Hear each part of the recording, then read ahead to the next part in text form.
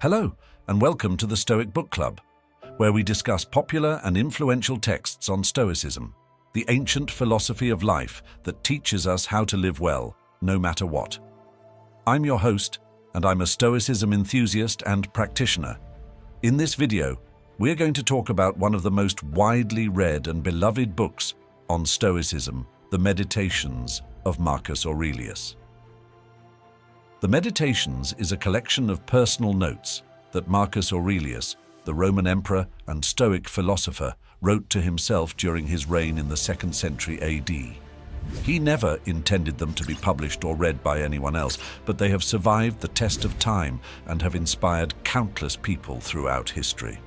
The Meditations is not a systematic treatise on Stoicism, but rather a series of reflections, reminders, and exercises that Marcus used to cope with the challenges and responsibilities of his position, as well as his personal struggles and doubts. The Meditations is a unique and intimate glimpse into the mind of one of the most powerful and virtuous men who ever lived, and a practical guide for anyone who wants to follow his example and live a more stoic life. In this video, we are going to do an interactive community reading of the Meditations. We will read some selected passages from the book, and then we will discuss their meaning, relevance, and application to our own lives. We will also invite you, the viewers, to share your thoughts, questions, and insights in the comments section below. This is a great opportunity to learn from each other and to deepen our understanding and appreciation of this amazing book and of Stoicism in general. So let's get started. The first passage we are going to read is from Book 2, Chapter 1. Begin the morning by saying to yourself, I shall meet with the busybody, the ungrateful, arrogant, deceitful, envious, unsocial. All these things happen to them by reason of their ignorance of what is good and evil. But I, who have seen the nature of the good, that it is beautiful, and of the bad, that it is ugly, and the nature of him who does wrong, that it is akin to me, not only of the same blood or seed, but that it participates in the same intelligence and the same portion of the divinity. I can neither be injured by any of them, nor no one can fix on me what is ugly, nor can I be angry with my kinsman, nor hate him. For we are made for cooperation, like feet, like hands, like eyelids, like the rows of the upper and lower teeth. To act against one another then is contrary to nature, and it is acting against one another to be vexed and to turn away. Meditations 2.1. Wow, what a powerful way to start the day. Marcus reminds himself of the kind of people he will encounter and how he should deal with them. He does not expect them to be perfect, or to agree with him, or to praise him. He knows that they are flawed and ignorant, and that they may act in ways that are harmful or annoying. But he also knows that they are his fellow human beings, and that they share the same rational nature and divine spark. He knows that he cannot control their actions or opinions, but he can control his own reactions and judgments. He knows that he cannot be harmed by them, unless he allows them to harm his character or his peace of mind. He knows that he cannot be angry with them or hate them, because they are his kin, and because anger and hatred are destructive emotions that go against his nature. He knows that he is made for cooperation, not for conflict, and that he should act in harmony with others, not in opposition to them. This passage is a great example of how Marcus applies some of the core principles of Stoicism to his daily life. He uses the Stoic technique of premeditation, or preparing himself for the challenges and difficulties that he may face.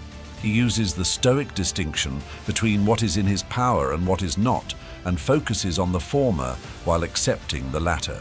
He uses the Stoic concept of the logos, or the rational and divine principle that governs the universe and human nature, and aligns himself with it.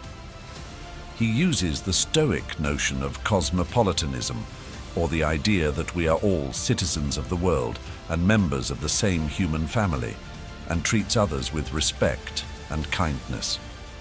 He uses the Stoic ideal of virtue, or excellence of character, as his ultimate goal and standard, and strives to act accordingly.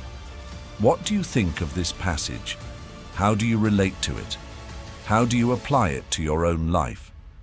Let us know in the comments below. We would love to hear from you and to learn from your perspective. The next passage we are going to read is from Book 4, Chapter 3. This is what Marcus says. Remember how long you have been putting off these things, and how often you have received an opportunity from the gods, and yet do not use it. You must now at last perceive of what universe you are a part, and of what administrator of the universe your existence is an efflux, and that a limit of time is fixed for you, which if you do not use for clearing away the clouds from your mind, it will go and you will go, and it will never return. Meditations 4:3. This passage is a wake-up call for Marcus and for us. He urges himself to remember how much time he has wasted and how many chances he has missed to improve himself and to live according to his nature. He urges himself to realize the bigger picture and to see himself as a part of the cosmic order and as a manifestation of the divine will. He urges himself to recognize the brevity and uncertainty of life and to make the most of it while he can. He urges himself to clear away the clouds from his mind, that is, to get rid of the false and irrational beliefs, the negative and harmful emotions, the vain and futile desires that cloud his judgment and prevent him from seeing things as they are. This passage is a great example of how Marcus motivates himself to practice Stoicism and to pursue virtue. He uses the Stoic technique of self-examination or reviewing his actions and thoughts and correcting his mistakes and weaknesses. He uses the Stoic perspective of physics, or the study of nature and the universe, and places himself in the context of the whole and not in the center of his own ego. He uses the Stoic reminder of death, or the awareness of the transience and fragility of life, and values his time and his choices, and not the things that he cannot control or that do not matter. He uses the Stoic goal of wisdom, or the knowledge of what is good and evil, and what is true and false, and clears his mind of the illusions and distractions that keep him from achieving it. What do you think of this passage? How do you relate to it? How do you apply it to your own life? Let us know in the comments below. We would love to hear from you and to learn from your perspective. The next passage we are going to read is from Book 6, Chapter 30. This is what Marcus says. Everything harmonizes with me, which is harmonious to you, O universe. Nothing for me is too early or too late, which is in due time for you. Everything is fruit to me, which your seasons bring. O nature, from you are all things, in you are all things, to you all things return. The poet says, Dear city of Cecrops, and will not you say, Dear city of Zeus? Meditation 6:30. This passage is a beautiful expression of gratitude and love for the universe and for the source of all things, which Marcus calls Zeus or God or nature or the Logos. He declares that he is in harmony with the universe and that he accepts and welcomes whatever it brings, whether it is good or bad, pleasant or painful, expected or unexpected. He declares that he is in tune with the universe and that he follows its timing and rhythm, whether it is fast or slow, early or late, short or long. He declares that he is nourished by the universe and that he enjoys its fruits and gifts, whether they are abundant or scarce, sweet or bitter, ripe or rotten. He declares that he is a part of the universe and that he comes from it, lives in it, and returns to it. He quotes a line from a Greek poet who praises his native city of Athens, and he asks himself, why not praise the whole world, which is his true home and fatherland? This passage is a great example of how Marcus cultivates a positive and joyful attitude towards life and the world, and how he overcomes the fear and the pain that may arise from the events and the changes that he faces. He uses the Stoic technique of amor fati, or love of fate, and embraces whatever happens to him as part of the divine plan and the natural order. He uses the Stoic perspective of providence, or the belief that the universe is governed by a rational and benevolent force, and trusts that everything happens for a reason and for the best. He uses the Stoic reminder of gratitude, or the appreciation of the blessings and the opportunities that he has, and does not complain or take them for granted. He uses the Stoic ideal of joy, or the feeling of satisfaction and contentment that comes from living in harmony with nature and with oneself, and not from external things or circumstances. What do you think of this passage? How do you relate to it? How do you apply it to your own life? Let us know in the comments below. We would love to hear from you and to learn from your perspective. The last passage we are going to read is from Book 12, Chapter 3. This is what Marcus says. If you are distressed by anything external, the pain is not due to the thing itself, but to your estimate of it. And this you have the power to revoke at any moment. Meditations 12.3. This passage is a simple but profound statement of one of the core insights of Stoicism and of cognitive psychology. Marcus tells himself that the source of his suffering is not the external events or things that happen to him, but his own judgments and opinions about them.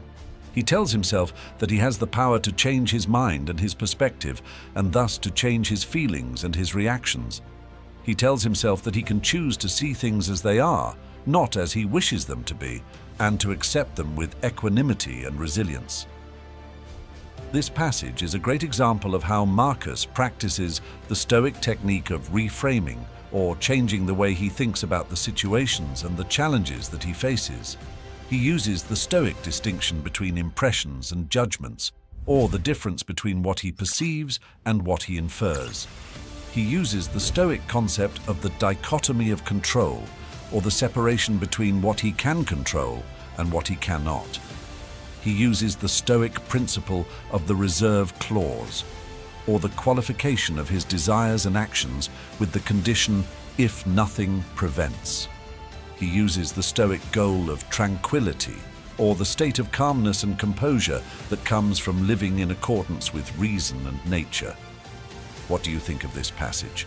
How do you relate to it? How do you apply it to your own life? Let us know in the comments below. We would love to hear from you and to learn from your perspective. This concludes our interactive community reading of the Meditations of Marcus Aurelius. We hope you enjoyed it and found it useful. If you did, please like, share, and subscribe to this channel for more Stoic Book Club videos and discussions. And don't forget to leave a comment below and let us know what you think. Thank you for watching and listening, and remember, you have the power to revoke your pain.